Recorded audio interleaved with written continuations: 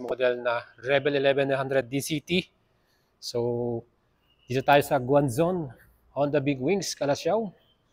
Wow, bagay na bagay. So, yung footrest niya, binago daw nila to. So, yan nga, napansin natin, hindi siya yung sobrang naka-forward. Medyo lumapit siya ng konti. And kung naghahanap ka ng bagong cruiser bike, Japanese brand, quality, at syempre mga forma, etong bagay sa'yo. So yun mga idol, good day sa inyo lahat. At nandito tayo ngayon sa Honda Big Wings Guanzon, Kalasyaw, Pangasinan. At nandito tayo para tignan ang latest model release ng Honda Big Bikes. Well mga idols, mas pogi ito ngayon, mas maganda yung kanyang style. At syempre, in-update din yung mga ibang specs nito. Kaya samahan niyo ako, alamin natin lahat yung binago sa 2025 model. Unang-una na dyan yung color version. Meron na tayong dalawang papipilian na kulay ngayon, matte ballistic, black metallic. Yan po yung nasa likuran natin. So meron pa tayo sa pang-color na version, yun naman pong Pearl Hawkeye Blue. So, color blue naman yun na may pagka-dark blue. So kung gusto nyo po itong mga idols, available to ngayon at pwede nyo mabili via cash pay or financing. So kung gusto nyo mag-apply ng financing mga idols, meron tayong collab with YL Finance. Pwede ko po kayong i-assist at tulungan maka-apply dyan. And para naman sa ating cash pay, dahil 2025 model to, ang kanyang pinaka-price natin dito sa Honda Guanzon Big Wings ay 665,000 pesos. Yes mga idol, meron tayong price increase from 650K, naging 665,000 na lang. So magiging 15K increase po yung kanyang presyo. So tingnan natin bakit nga ba meron siyang increase at alamin natin yung mga specs at features na yan na dinagdag nila para sa ating 2025 model. Tara mga idols, tingnan na natin to. Napaka-astig nito. And mga idols, syempre yung bagong SRP nga nito na 665,000 na meron niya tayong additional or increase na 15K na ngayon po ay meron ng available sa Guanzon Honda Big Wings. Pwede kayo mag-apply via financing, YL Finance. Meron tayong collaboration dyan. 20% down payment, 133,000. Add pa natin yung mga miscellaneous fee gaya ng compre, shuttle at LTO. Total cash out natin, 188,432. At ang ating amount finance, 532,000. So ang ating 36 months, 24,000 plus. Apply na kayo mga idols. Kailangan nyo ng requirement gaya ng Meralco bill, COE, business permit, payslip, bank statement, co-maker, post-dated check, at character reference natin for 3 person. Yan po yung ating kailangang i-provide pag mag-apply tayo ng installment.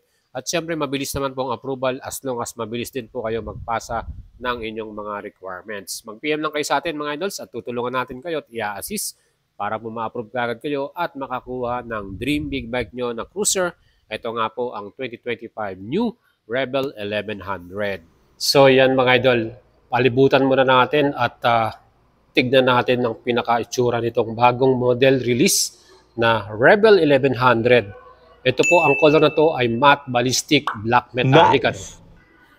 And una kong nakita kagad at napansin yung kanyang bagong display, yung kanyang TFT display mga idols. From round display from 2024, ngayon naging square na, same din nung TFT display ng bagong CBR, no? O CB650R.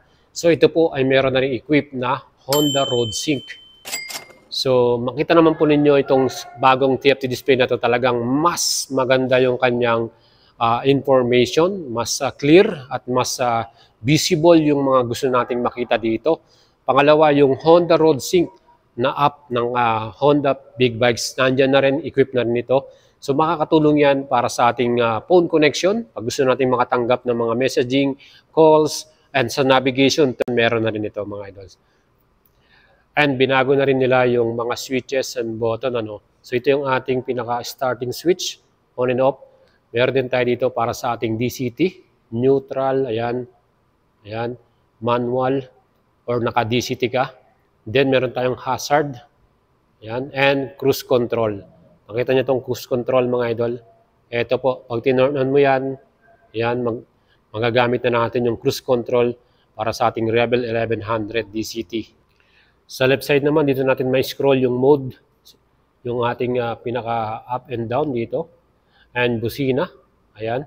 So meron tayo ditong left and right na signal lights indicator natin. And syempre yung settings natin dito. Plus, ito pa yung ating pinaka-switches. So makikita nyo sa ating grip, no? Quality talaga yung grip nito. And meron pa tayong bar end dito. Ito naman yung ating fuel tank, yung kanyang parang teardrop design, ano? Ang ganda niyang tignan. So parang ano siya, parang umumbok siya yung kanyang style, no? At ang fuel capacity ng ating tangke ay 13.6 liters. Para naman sa consumption, ito ay merong average na 20.1 km per liter. So yan po ang ating magiging gas consumption dito. Para naman sa ating suspension, and syempre nakita naman po ninyo, quality yung nilagay nila dito, no? Yan, ito po ay Showa brand, no? Cartridge type style.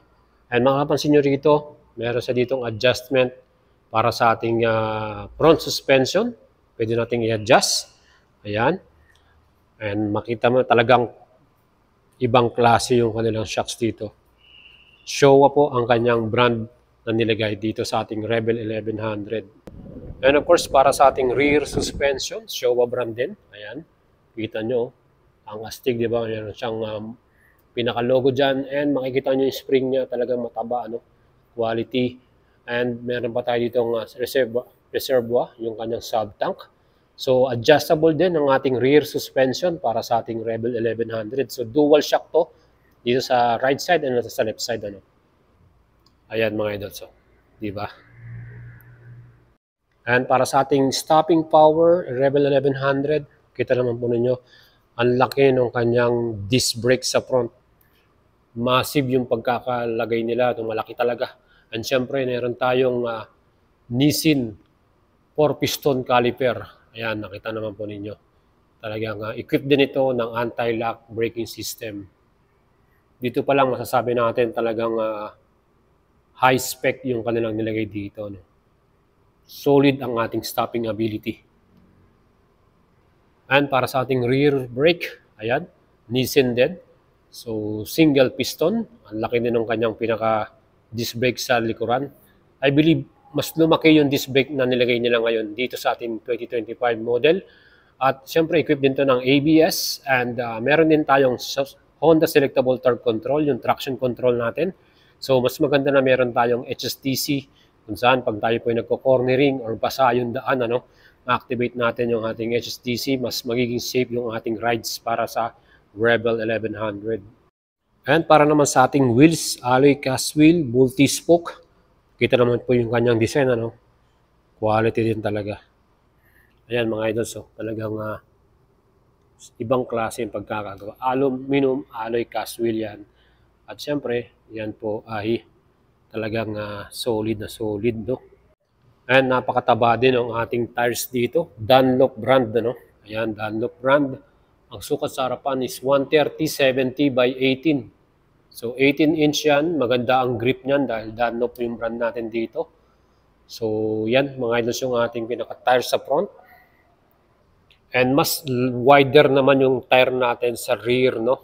Ayan, ang taba mga idol. Hindi natin masukat sa ating kamay. Ang sukat naman yan, 180/65 by 16. So, mas mataba ito.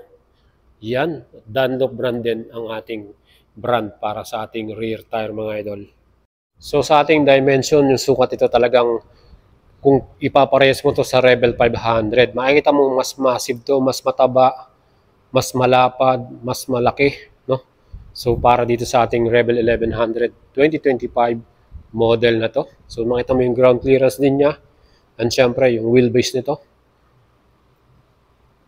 So dito sa ating 2025 model, mapapansin niyo yung kanyang pinaka-seat, no? I believe sila dito, nag-improve to. Dinagdagan pa nila to ng foam, no? Ng cushion. Parang mas malambot siya, mas komportable sa rider, no?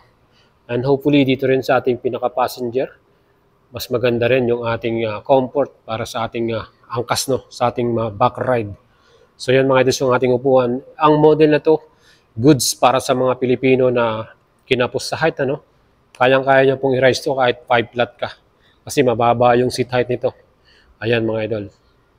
Sa ilaw naman natin, nakita naman po ninyo, no? 1, 2, 3, 4, projector lamp. And yung ating daytime running light nandito sa gilid. Daytime running light natin. Plus yung signal light, ayan. LED. So talagang malinaw yan, especially sa mga night ride natin. Visible tayo. At siyempre malakas yung ano niyan, yung liwanag niyan. Same din sa ating rear taillight, LED rin. Ang ganda rin ng pagkakagawa niya. And syempre, pag nag-brake light ka dyan, sigurado maliwanag. So may signal light din tayo dito na classic or rounding style. Syempre yan po ay LED rin. So meron tayo ditong plate lamp, no, yung bulb type. And meron tayong reflectorized din dito. So yun guys, sukatin naman natin itong bagong 2025 model na Rebel 1100 DCT. So dito tayo sa Guanzon, Honda Big Wings, Kalasyaw. Wow, bagay na bagay. So yung footrest niya, binago daw nila to. So yan nga, napansin natin, hindi siya yung sobrang naka-forward. Medyo lumapit siya ng konti. So meaning mas comfortable lalo na sa long rides. And yung handlebar parang medyo umangat ng konti. Ayan. So yan mga idol, mas maganda tong ating newest model na 2025 model. Ayan, ang height ko po ay 5'6". So tingnan naman ninyo, talagang kahit 5 flat kayo, I believe, kayang-kaya nyong sakyan at i-rides tong bagong Rebel 1100 na to. So talagang napakaganda niya. Saka, solid. 2025 matte ballistic black metallic. So mga idols, kung gusto niyo pong umorder, mag-send message lang kayo sa ating Facebook page, Boyet Salavarria. Suportahan niyo ako mga idols, like and follow my page. At siyempre, subscribe sa ating YouTube channel. At mga idol, kung may mga gusto kayong bilhin na bagong big bikes or small motorcycle, let me know. Baka makatulong sa inyo. At siyempre, lagi lang po tayong magbibigay sa inyo ng update sa mga paparating na bagong motor at ilalabas na brand new model. At siyempre, kung kayo po ay may mga katanungan regarding sa mga prices or sa mga models, siyempre, tayo po ay nandito, Alagang Boyet, at tutulungan natin kayo. Ride safe po sa inyong lahat at siyempre, lagi po kayong mag-iingat.